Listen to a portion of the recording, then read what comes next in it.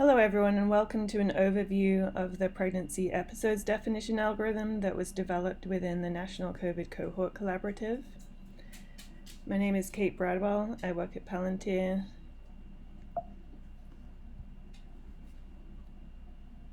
And I'm going to be describing the HIPPS algorithm that myself and the pregnancy domain team developed within N3C to define a pregnancy cohort and pregnancy phenotyping.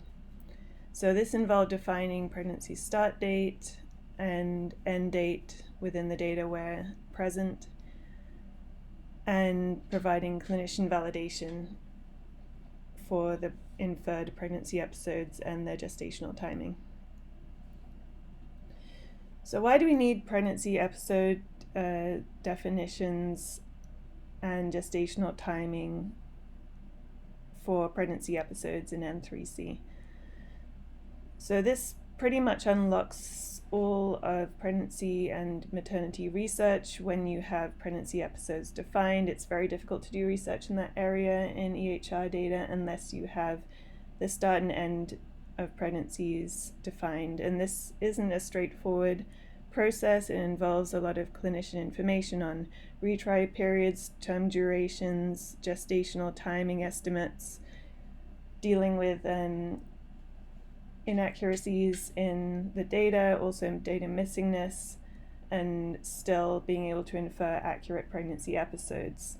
So that was our task, our challenge for developing this algorithm.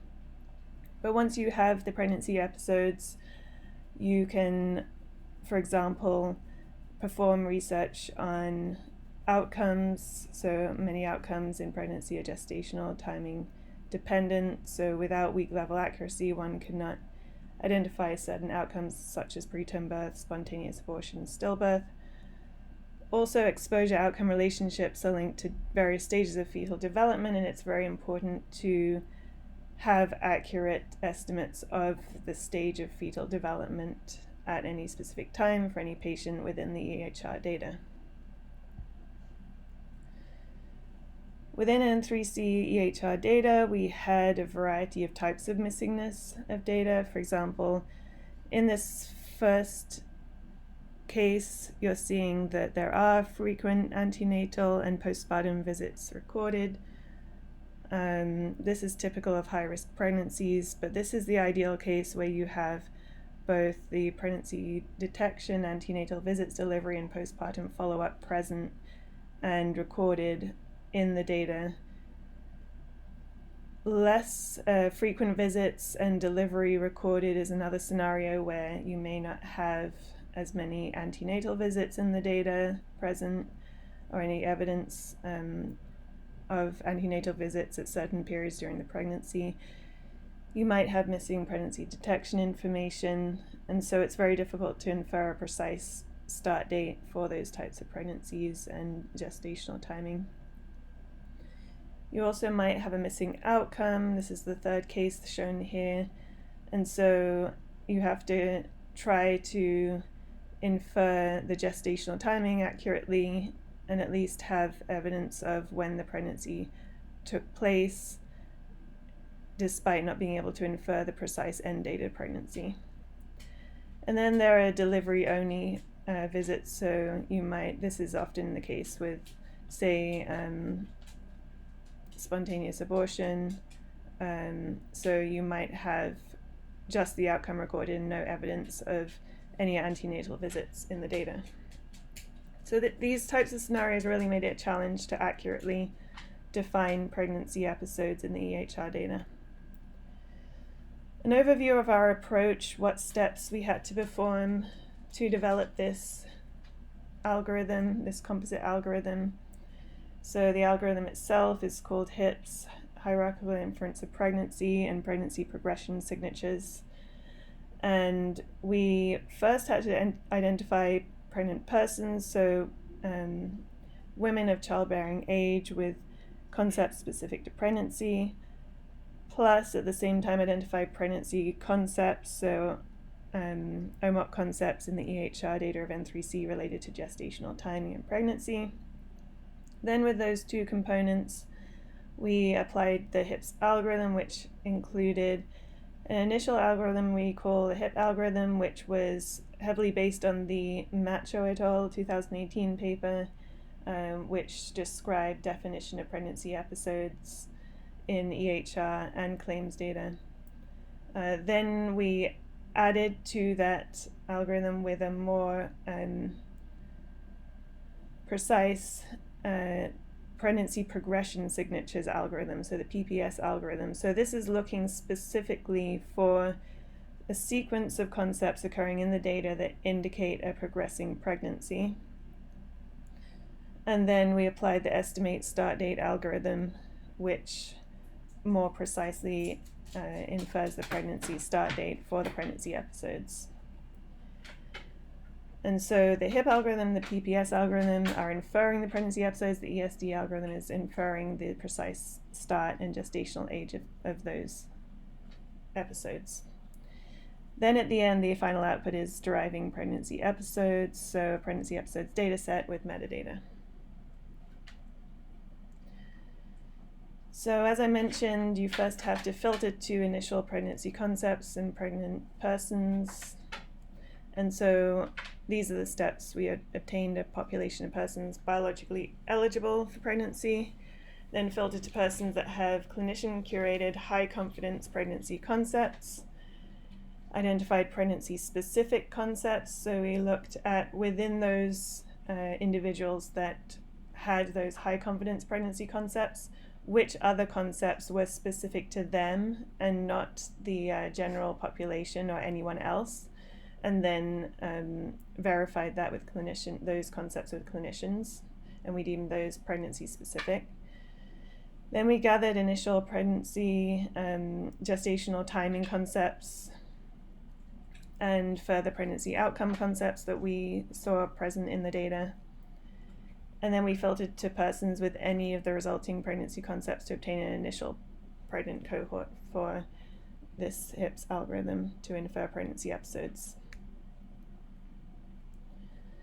So starting with the initial algorithm that first infers an initial set of pregnancy episodes, we determined outcome-based episodes using an outcome hierarchy and term duration information. So that's all described in the Macho et al. Paper 2018. Then we determined gestation-based episodes using the concepts of type gestation period X week and gestation age in week concepts from the measurement domain table. Then we combined gestation-based and outcome-based episodes, and then there was a final cleanup step of the episodes using various checks on outcome date versus gestation-based episode end date, retry periods, overlap to other episodes, for example. So then we tried to learn something from this initial set of inferred pregnancy episodes, and this set of episodes allowed us to discover further concepts that were gestational timing specific based on analysis of time elapsed from approximate pregnancy start dates. And also, it allowed us to determine the amount of error we expect to see between actual versus expected time difference across all the resulting concepts that were labeled gestational timing specific using these initial set of HIP algorithm defined episodes. And this really shows the standard deviation and mean observed month derived from pregnancy episodes for concepts. So you're seeing those concepts that are more specific to gestational timing, clustering together on this graph. So you want a small standard deviation of month to determine which concepts are very gestational timing specific. And so this is how we got candidates for using for gestational timing specificity for the subsequent algorithm, the pregnancy progression signature algorithm. And this is just a plot of the gestational timing precision for clinician-curated concepts of more than a week and less or equal to 3 months that were included in the group of concepts that were deemed gestational timing specific from those filters. on standard deviation and mean month. And we see that there are a variety of concepts present which have a distribution in the data that is within the clinician-defined start and end that they would expect those concepts to occur during pregnancy.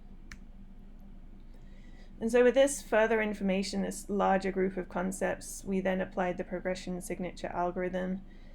So we identified persons that have any of these identified very specific gestational timing concepts in their records, and then looped through the gestational timing specific concepts for each person and determined whether the actual difference in dates was within the minimum and maximum plausible expected months for the concepts.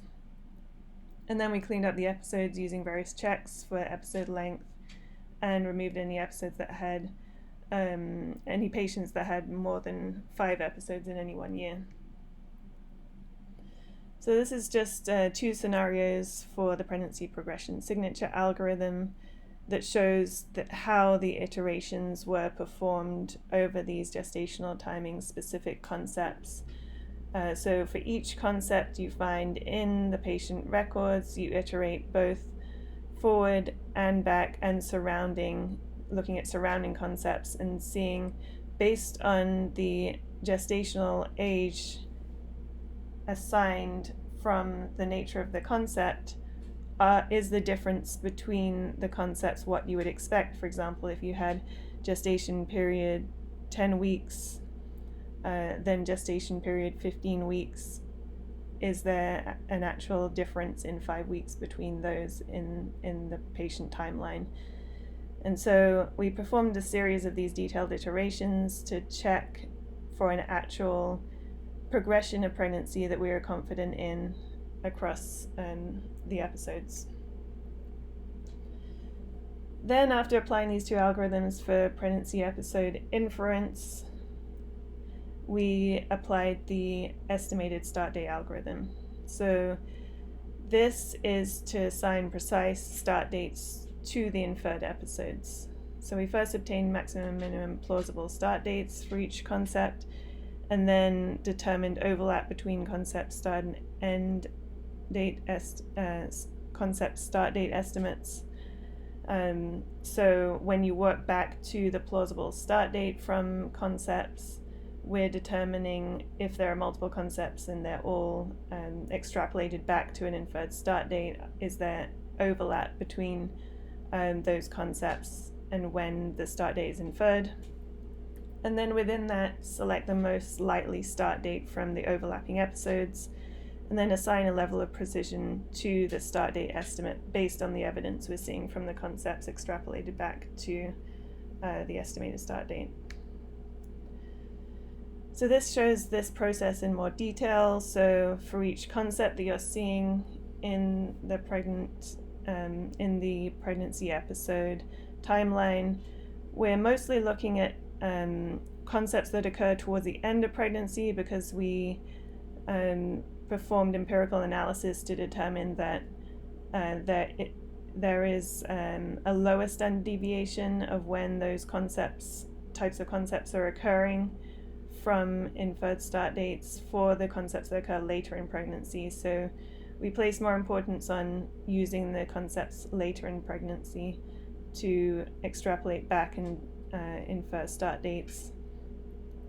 So once you've extrapolated back, you have a variety of plausible start dates derived from the information from those concepts, and within the overlap you then determine what the most plausible start date is, or what the start date with the most evidence is. And then we performed a final step, which is determining the gestational age at outcome. And then we determined how much improvement is there when applying this the HIPPS algorithm with the estimated start date algorithm versus just a baseline approach of just using gestational week concepts without any removal of outliers. and defining precision as the maximum start date difference between gestation week concepts. So this first graph shows that the HIPPS and estimated start date algorithm really improve the precision level of the start dates and the start date estimates compared to baseline. We also looked at the length of time that pregnancy concepts are recorded in the patient data versus the inferred episode length in weeks, and stratified by outcome category.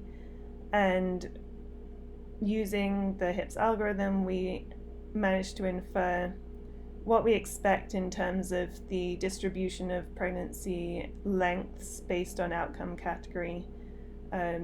And this is a vast improvement on what we see in terms of just when the concepts are recorded throughout the pregnancy data for each patient. Then we also performed independent validation. So with a subset of pregnancy episodes, we got clinicians to manually curate what they thought was the gestational timing and start and end date of the pregnancy episodes, and comprehensiveness of the pregnancy episode. So yes or no, is there a pregnancy episode for each patient? And so with that, we inferred how complete is the episode inference from the algorithm, from the HIPPS algorithm, and also how well have we estimated start dates using the algorithm.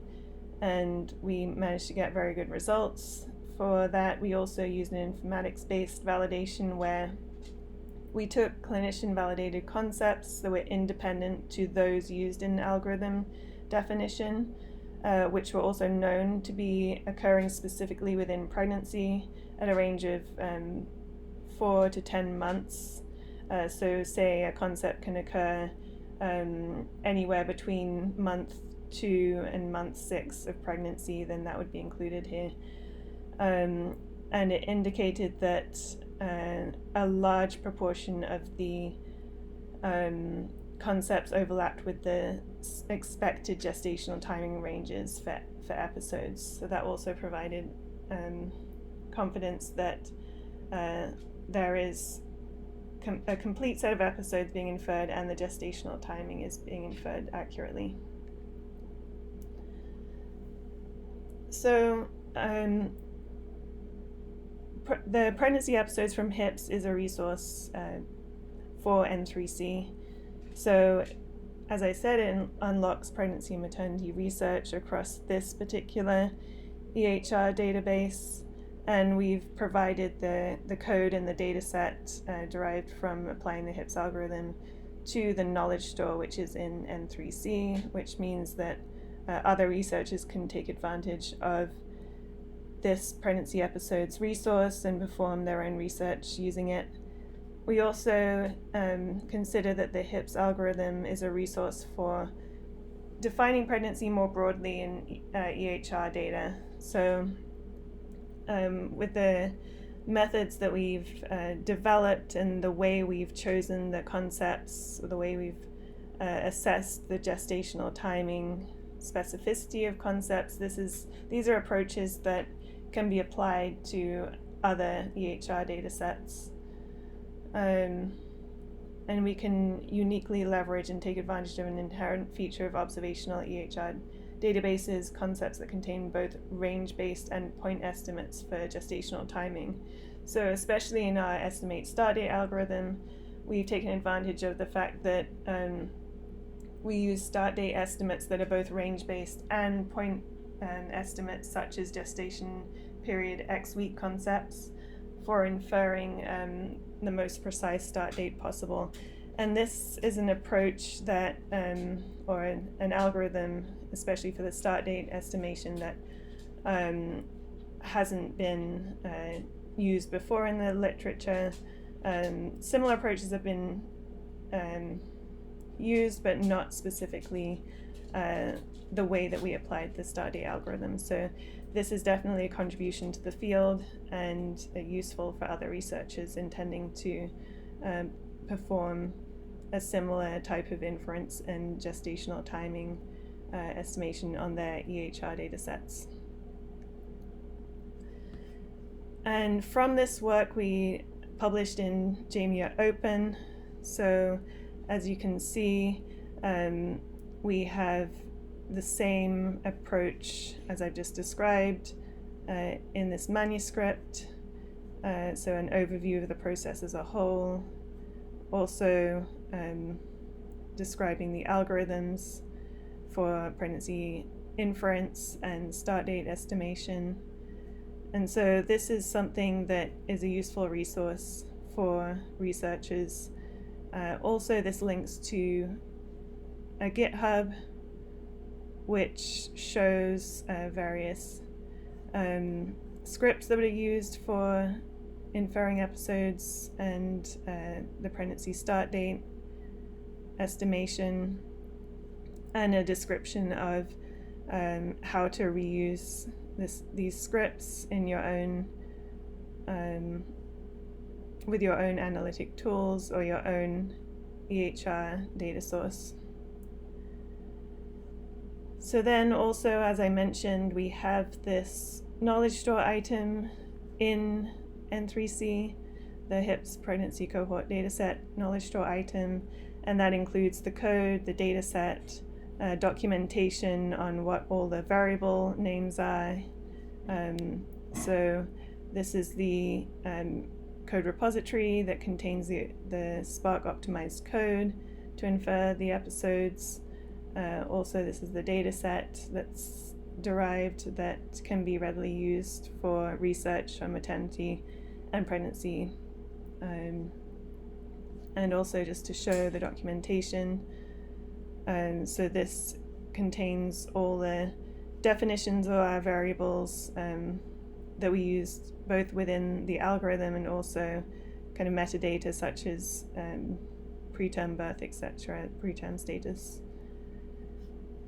And finally, I'd like to point out that we also have a protocol within Protocol Pad viewable for this work, and so you can see details of how the methodology was developed using this interface. There's also a link to browse public protocols, and this work is also included in the public protocols shown here within N3C. So descriptions of what data release was used, background rationale, what knowledge store items were used, the variable definitions, and also protocol sections and steps. So please feel free to use this resource within N3C or reach out if you want to apply this same algorithm to your own collection of EHR data.